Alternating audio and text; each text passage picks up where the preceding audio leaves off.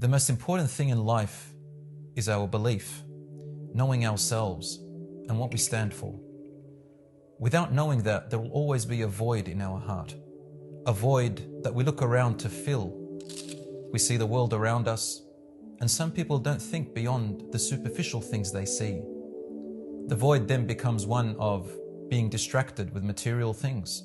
We make up our own beliefs and our own systems to try and convince ourselves that we're okay. We know what we're doing. We know where we're going. But at the end of the day, if we are not convinced about our own beliefs and who we are not able to convince others. It all starts with ourselves. There is something that Islam teaches us about the human person. It's called the fitrah. Fitrah is a natural inclination to know and feel what makes sense in this life. Usually to know that there is a creator for us and why he has made us. Allah subhanahu wa ta'ala says, "We shall show them our signs and guidance in space, in the heavens, in the celestial bodies up above us, and within ourselves in our own biology." And that's just talking about that instinctive nature. The prophets of Allah are no different. They were created with this fitrah as well, for they were humans. And to us, Ibrahim alayhi salam is what we're going to talk about. When he was born with that fitrah. Prophet Ibrahim alayhi salam also questioned and looked around. He looked up into the heavens. He looked at the people around him. And he was also guided by Allah in his initial stages when he was only in his early teenage years.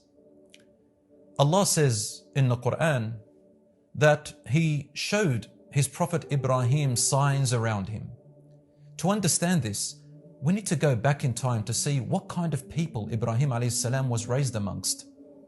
Well, the historians tell us that Ibrahim alayhi salam was born in a place called Ur, which later on became most likely Babylonia. These people brought in the first type of belief ever heard of, which is called the horoscopic astrology, or what we know as today, zodiac signs and the celestial planets, as if they told them about their future and that the gods communicated with them through these bodies. The sun had a meaning, the moon had a meaning, the way the stars came together had a meaning. They even had gods which they made named after certain planets like Jupiter and Saturn. They had a god named Murdoch, and each tribe and each place had their own great god and then little gods amongst them. Ibrahim alayhi salam, growing up as a child, looked around him and thought, how can I believe what they believe? You see, Prophet Ibrahim from an early age, he was a very inquisitive type of person. He asked, he questioned, he analyzed. He looked at the sun, he looked at the moon, he looked at the stars, he looked at what they thought of and thought to himself, but these bodies and these things around, they continue to do the same thing over and over again as if they are controlled. So he analyzed, how can something be controlled, be a God itself? Someone is above all of this and controlling everything, the creator of the universe. He is Allah. Allah is the name we use in Arabic, which just means the one and only true Lord of the universe, the God who is worthy of worship.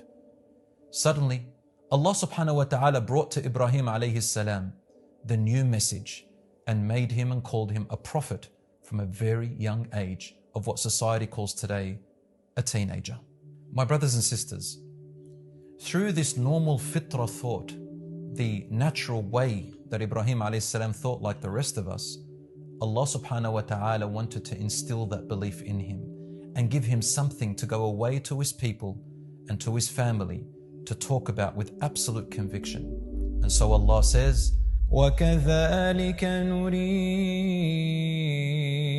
إِبْرَاهِيمَ مَلَكُوتَ السَّمَاوَاتِ وَالْأَرْضِ وَلِيَكُونَ مِنَ الْمُوقِنِينَ. And so we showed Ibrahim the kingdom of the entire heavens and space and also of the earth, so that he can instill his faith and be assured of what he had believed in before even the message came to him. Now, Ibrahim alayhi salam was ready to go forth and teach others the truth And what he was about to teach was going to change the entire fabric of society as he knew it. It was not going to be an easy task. And the most difficult task was he has to face none other than his own father. مِلَّةَ أَبِيكُمْ إِبْرَاهِيمَ